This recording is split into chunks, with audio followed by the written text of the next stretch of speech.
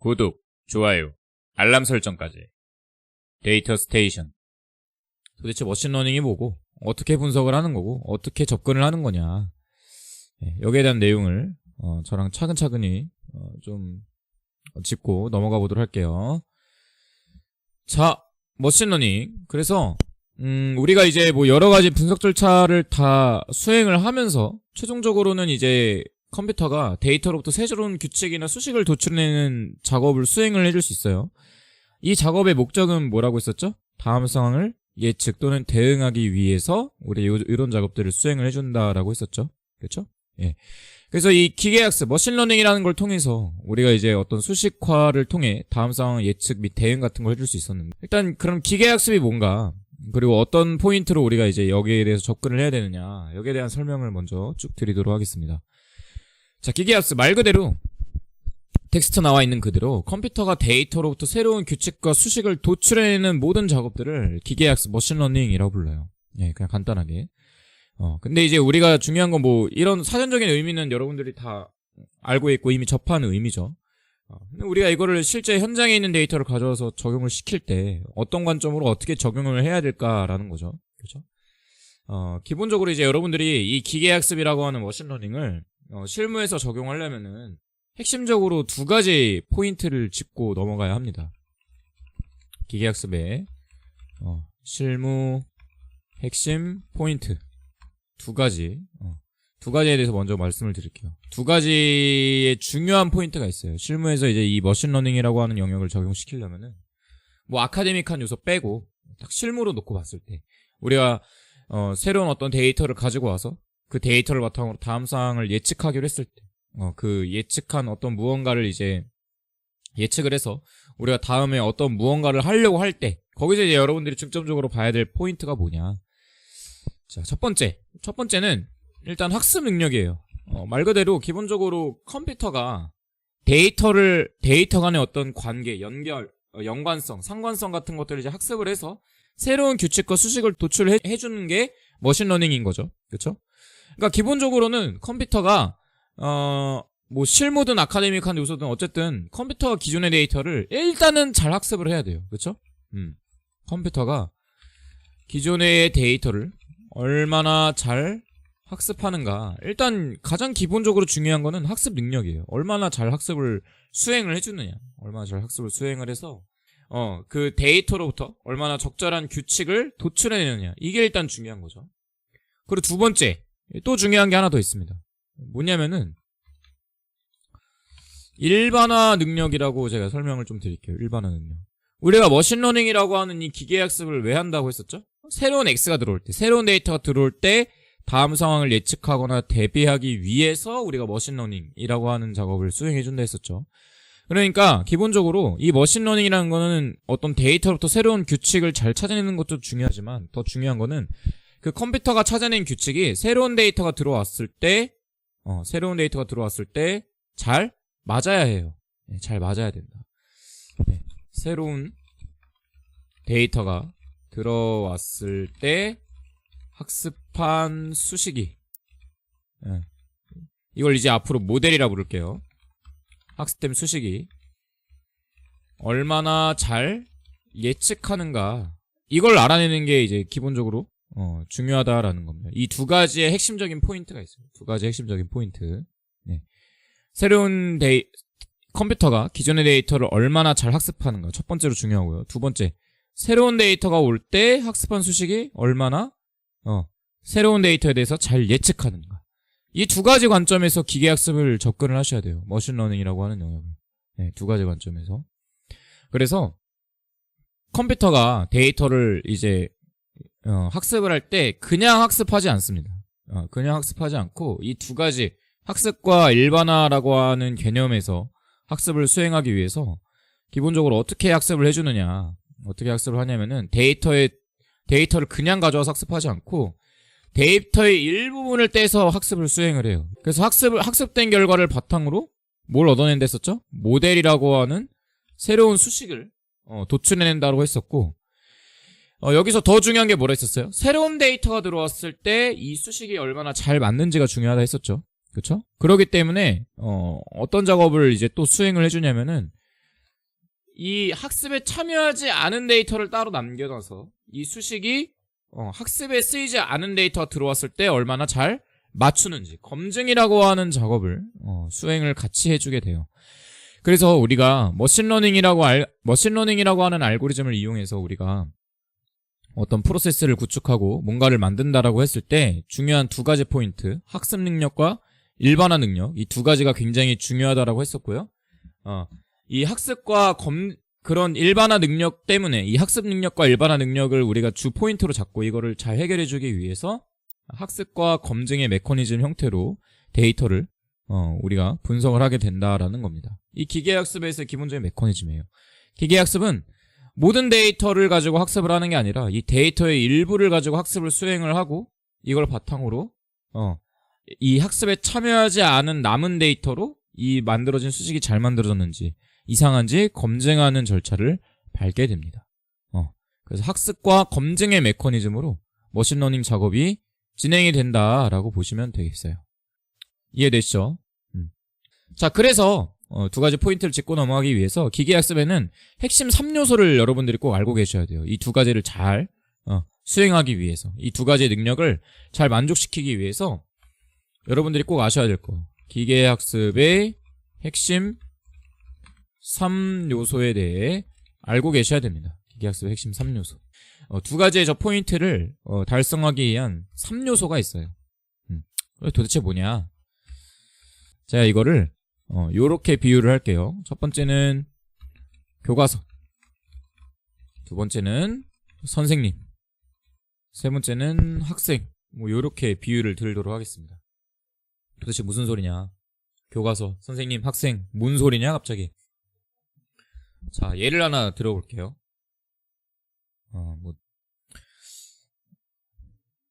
비유입니다. 예, 예제예요, 예제. 뭐 이게 뭐 실제 일어난 일은 아니고요. 작년에 제 아들이 수능을 보고 이제 저한테 딱 와가지고 이제 뭐라고 얘기를 하냐면은 자기가 이제 수능 끝났으니까 미국 여행을 저한테 한번 가보고 싶다고 이제 딱 온 거예요. 아빠, 나 미국 여행 가보고 싶어. 나 수능 끝났는데 여행 보내주면 안 돼? 딱 이렇게 한 거예요. 친구들 막 여행 많이 가고 하니까. 그래서 그래? 그래, 뭐 수능도 끝났는데 코로나도 뭐 요즘 좀 잠잠해진 겸 해서 여행 한번 다녀와라 이렇게 얘기를 했죠. 그랬더니 이제 아들이 뭐라고 얘기를 하냐면은 그럼 나 미국 여행 가게 영어 회화를 좀 배우고 싶다 이렇게 저한테 얘기를 하는 거예요. 회화를 한번 배우고 싶대요. 영어 회화. 그래서 제가 그걸 또 곰곰이 됐다. 좋지, 그래. 영어 회화 뭐 이왕 여행 가는 거 배워서 가서 뭐 너가 좀 많이 활용하면 좋겠네. 그래, 한번 공부해봐 이렇게 얘기를 했어요. 그랬더니 이제 우리 아들이 이제 어떻게 얘기하냐면 그럼 나 영어회화 공부하게 책을 사야 되겠대요. 그래서 저한테 용돈을 달라고 이제 요구를 하는 거죠. 그래서 오케이, 카드 줄 테니까 가서 책 사와서 공부 한번 해봐 해가지고 카드를 딱 줬어요. 애가 신나가지고 이제 교보문고 요 앞에 교보문고 와가지고 이제 책을 탁 사왔어요. 영어 책을 탁 몇 권 사온 거예요. 몇 권 이렇게 탁 사와가지고 공부를 이렇게 쫙 하고 있는 거예요. 제가 이제 보니까 기특하잖아요, 그렇죠? 그래서 이제 격려를 해주기 위해서 아들이 공부하고 있는 모습을 이렇게 쫙 보니까 얘가 어떤 책을 사왔냐면은 해커스 토익을 사온 거예요. 해커스 토익.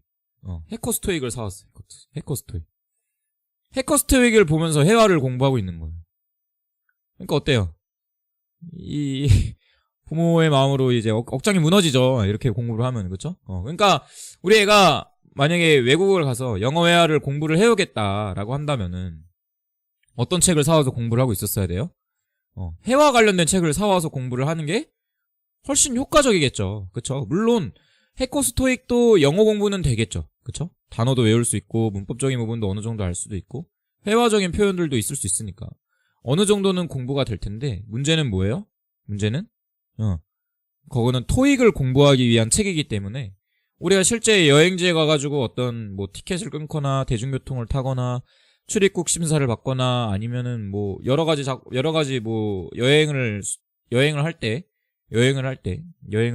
이제 쓸 수 있는 표현들에 대해서는 배우지 못할 가능성이 있어요. 그러니까 얘가 지금 뭘 잘못 사온 거예요? 책을 잘못 사온 거죠. 그쵸? 책을 잘못 사온 거예요. 책을. 첫 번째로 말씀드리고 싶은 거는 요겁니다. 그러니까 제가 그래서 막 잔소리를 한 거죠. 책이 그런 거 사오면 어떻게 책 바꿔? 네. 바꿔 해오겠죠? 그쵸? 교과서. 이게 뭘 비유하고 싶은 거냐면은, 우리가 머신러닝을 한다라고 했을 때, 기본적으로, 이 머신러닝에는 여러 가지 이제 데이터들이 있는데, 우리가 기본적으로 머신러닝을 한다라고 했을 때 가장 중요한 첫 번째는 뭐냐면은 데이터예요. 이걸 왜 교과서에 비유했냐. 우리가 이 데이터를요, 그냥 있는 데이터를 무작정 학습을 하느냐. 그게 아니라 이 데이터를 학습 목적에 맞게, 깔끔한 데이터셋을 구축해야 된다라는 겁니다. 데이터셋을 그냥 있는 그대로 학습을 뭐 시켜도 시키는 경우도 있지만, 기본적으로 우리가 어떤 이 머신러닝 모델을 만드는 데 있어서 어떤 목적으로 모델을 만드는지, 이 알고리즘을 어떻게 쓸 건지에 따라서 데이터셋을 깔끔하게 다듬는 작업이 필요해요. 서점에서 우리가 영어회화를 배울 때 토익 책을 고르지 않고 영어회화 책을 골라오듯이, 데이터 내에서도 우리가 선택해야 될 데이터가 있고, 버려야 될 데이터가 있고, 처리해야 될 데이터가 있고, 다듬어야 될 데이터들이 있습니다. 학습 목적에 맞게 데이터셋을 깔끔하게 일단 다듬는 작업이 먼저 중요해요. 그러니까 학습을 하는데 데이터로부터 새로운 수식과 규칙을 찾는다라고 했잖아요. 그쵸? 기존에 있는 데이터로부터. 근데 이 기존에 있는 데이터가 더러워. 그러면은 적절한 규칙과 수식을 도출해낼 수 있을까요? 없겠죠. 그러니까 비유를 들면 이런 거예요. 얘가 해커스 토익을 가져와서 영어 회화를 막 공부를 해요. 그래가지고 미국에 탁 내려와가지고 이제 출입국 심사를 받고 이제 딱 거리에 나왔는데, 외국인들이 막 지나가면서 Hey, what's up man, bro? 뭐 이렇게 얘기를 해. 그랬더니 우리 아들이 거기서 어떻게 대응하는 거예요? 야, 쟤네들 영어 문법 개 못한다. 저 틀린 표현인데 막 이렇게 얘기를 해버리면은 어때요? 얘는 뭘 못 배운 거예요? 관용적인 표현을 못 배운 거죠. 회화에서 되게 중요한 관용적 표현, 그렇죠? 그런 것들. 그러니까 이 데이터도 똑같다는 거예요. 이 데이터를 내가 이 모델을 만드는 목적에 맞게끔 데이터를 잘 다듬고 깔끔하게 클렌징을 해놔야 제대로 된 모델을 만들고, 새로운 데이터가 들어왔을 때 이 목적에 맞게 모델이 수행된다라는 겁니다. 그걸 해놓지 않으면은 그냥 데이터를 있는 대로 갖다 쓴다라고 한다면 이제 어떤 일이 일어날 수 있어요? 방금 보셨다시피 새로운 데이터가 들어왔을 때 딴소리를 할 수가 있는 거예요. 이 모델이 제대로 된 예측 또는 대응을 할 수가 없을 수 있다라는 거죠. 그래서 학습 목적에 맞는 데이터를 깔끔하게 먼저 다듬어 놓는 것이 매우 중요합니다. 그래서 이 머신러닝에서는 이거를 하나의 분야로 따로 분류를 하고, 실제로 이 데이터를 어떻게 하면 컴퓨터가 패턴을 찾고 깔끔하게 다듬는지에 대한 여러 가지 기법들을 연구하는 분야 자체가 있어요. 특성공학이라 불러요. 피처 엔지니어링이라고 부르는 특성공학이라고 하는 기법을 이용해서 우리가 데이터셋을 목적에 맞게 깔끔하게 다듬는 것이 굉장히 중요합니다. 이 분야가 있을 정도로 굉장히 중요한 파트예요. 일단 데이터가 잘 다듬어져야지 데이터로부터 적절한 규칙과 수식을 찾아낼 수 있다는 거예요. 첫 번째, 학습 목적에 맞는 깔끔한 데이터셋을 구축해야 된다. 이게 가장 중요하고요. 그리고 두 번째 중요한 거. 두 번째는 이제 어떤 게 중요하냐. 두 번째는 알고리즘입니다. 알고리즘. 두 번째 중요한 거. 선생님. 제가 이걸 알고리즘이라고 이제 비유를 들었는데 이거 무슨 소리냐. 그래서 우리 애가 이제 저한테 좀 한참 혼나고 이제 책을 교보문고 가서 다시 바꿔 왔어요. 가가지고 이제 다시 제대로 된 회화책을 사온 거죠. 미국 여행 50일 완성, 제임스의 미국에서 살아남기, 막 이런 책을 사온 거예요.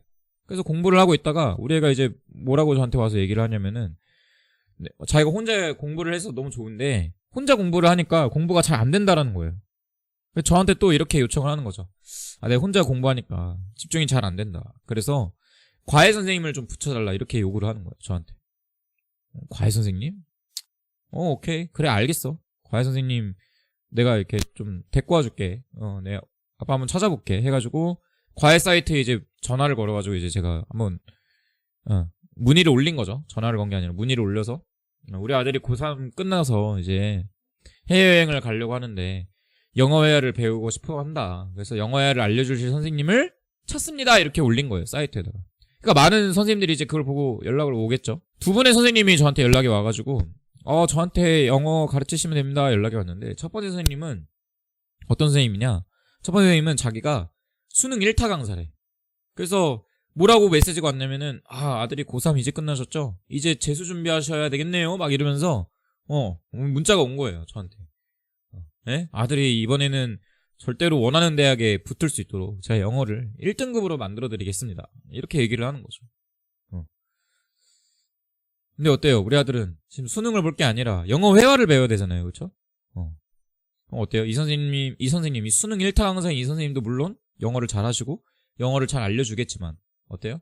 영어 회화를 배우기에는 적합한 선생님은 아닐 수가 있죠. 그렇죠? 두 번째 메시지 보낸 선생님도 딱 확인을 해봤는데 이 선생님은 기본적으로 한국어를 잘 못해. 원어민이래, 원어민. 외국에서 20년 동안 살다가 와가지고 지금 10년째 한국에 있었대. 그래서 저한테 이러는 거예요. 아들 미국에 보내면은 내가 영어 회화 잘하는 법 알려주겠다 하면서 막 메시지에 막 한글 문법도 틀리고 막 보냈어. 여러분들이 이제 이 두 분의 과외 선생님들 중 한 분을 선택해야 된다라고 했을 때 어떤 선생님을 선택하는 게 적합해요? 수능 1타 강사 vs 원어민 선생님. 당연히 원어민 선생님을 선택하는 게 더 낫겠죠. 수능을 잘 보진 못하더라도 우리가 지금 여행을 가는 이 영어를 배우는 목적이 뭐예요? 회화를 잘하기 위해서 배우는 거잖아요. 그쵸?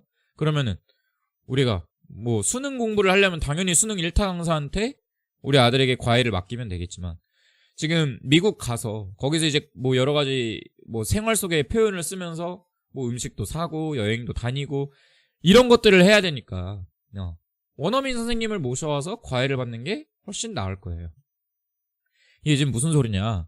제가 이걸 알고리즘이라고 썼는데 실제 이제 컴퓨터가 데이터를 학습해서 이런 어떤 새로운 수식, 모델이라고 하는 새로운 수식을 찾을 때는 컴퓨터가 그냥 지 알아서 자기가 알아서 막 규칙을 찾고 얻어내는 게 아니라 컴퓨터는 기본적으로 알고리즘이라고 하는 것에 도움을 받습니다. 알고리즘. 이 알고리즘이라고 하는 거는 수학자들이나 통계학자들이 미리 사전에 만들어 놓는 어떤 수학적인 구조예요. 이 구조를 바탕으로 이 컴퓨터가 데이터와 간의 어떤 수식과 규칙들을 찾아내는 작업을 수행해준다라고 보시면 되겠습니다. 그걸 이제 알고리즘이라 불러요. 그러니까 학습을 그냥 컴퓨터가 지 알아서 하는 게 아니라 어떤 수학자들이 만들어 어떤 공식 또는 어떤 체계, 수학적인 어떤 구조를 이용을 해가지고 데이터 간의 어떤 새로운 규칙이나 수식을 찾아내주는 거예요.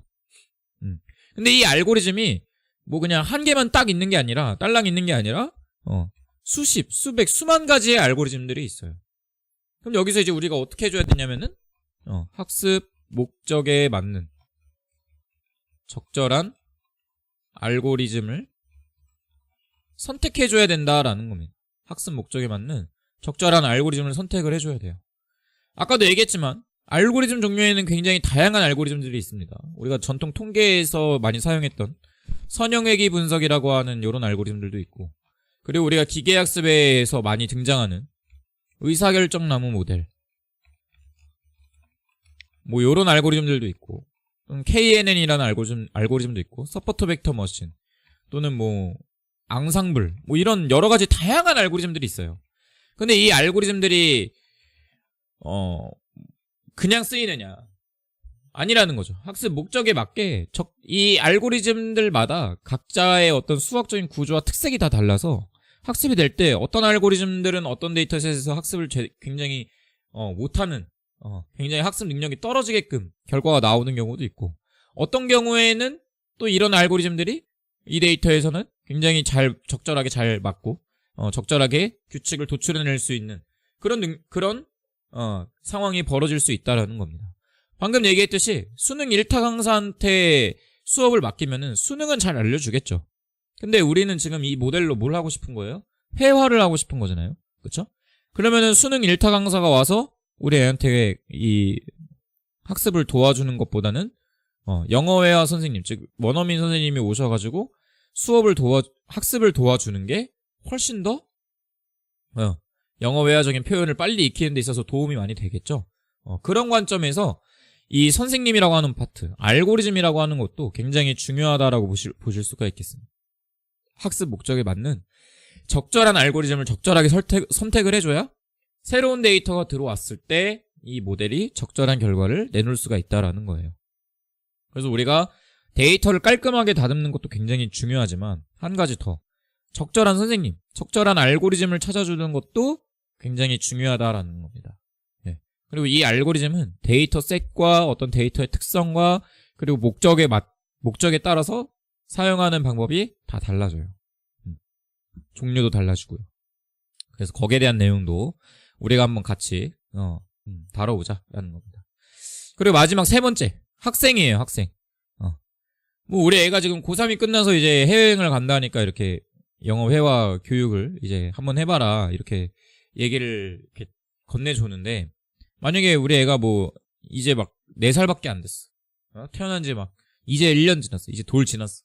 근데 애한테 영어 회화를 가르치면은, 물론 똑똑한 애들은 배울 수 있겠지만 영어 회화를 만약에 한국에서 그냥 산다고 했을 때, 그쵸? 물론 조기교육 중요하죠. 조기교육 중요하지만 그냥 한국어를 빨리 알려주면서 실생활에서 엄마 아빠랑 의사소통을 하고 주변 사람들이랑 의사소통을 하는 게 훨씬 더 중요하겠죠. 그쵸? 예. 이거 뭐 적절한 비유는 아닌데, 어쨌든 학생의 능력, 학생의 캐비티, 이거를 받아들일 수 있는, 이 데이터를 학습시킬 때 이 데이터를 연산할 수 있는 어떤 능력이 되는가. 예. 이게 이제 또 중요한 요소 중에 하나입니다. 하드웨어를 뜻해요, 하드웨어. 하드웨어. 그래서 뭐 대표적으로 여러분들이 알고 있는 게 뭐예요? CPU 아니면 GPU 같은 것들이죠. CPU나 GPU 같은 것들을 이용해서 우리가 학습을 더 빠르게, 더 정확하게 수행해 줄 수 있다는 거예요. 근데 이 하드웨어는 어때요? 하드웨어는 얘는 비용과 직접적으로 연결이 되어 있는 파트죠. 그쵸? 그러니까 비용이라고 하는 얘기는 뭐냐면은 얘는 고액, 그러니까 돈을 많이 집어넣어야 돼. 돈을 많이 집어넣어야 요거는 더 적절한 성능을 뽑아낼 수가 있다라는 거예요. 그러니까 회사에서, 물론 이제 여러분들이 실무에서 보는 대부분의 데이터는 여러분들이 지금 가지고 있는 컴퓨터로 대부분 학습이나 어떤 이런 모델을 계산할 수가 있지만, 만약에 데이터가 막 10만 개, 100만 개, 1000만 개, 억 개 넘어가가지고 막 1TB, 2TB 막 이렇게 돼. 그리고 항목도 막 엄청나게 많아. 그리고 막 되게 복잡한 알고리즘을 써야 된다고 하면은, 그때는 이제 우리가 비용을 내서 컴퓨터를 더 좋은 컴퓨터로 교체하는 수밖에 없겠죠. 그렇죠? 그럼 거기서 이제 우리가 컨트롤할 수 있는 포인트는 뭐냐? 그건 돈이 있어야 가능한 거니까. 사실 우리가 이 기계학습에 있어서 실무자들이 여러분들이 가지고 온 데이터를 제대로 학습해가지고 거기서부터 적절한 수식을 도출해내서 뭔가를 예측하거나 대응할 때 여러분들이 컨트롤할 수 있는 핵심적인 두 가지는 바로 이 위에 있는 요 두 가지, 이 데이터와 알고리즘. 그래서 이제 우리가 이 배울 내용은 바로 요 두 가지를 좀 초점에 맞춰서 배운다라고 보시면 되겠습니다. 첫 번째, 학습 목적에 맞게 데이터를 깔끔하게 구축하는 특성공학적인 기법.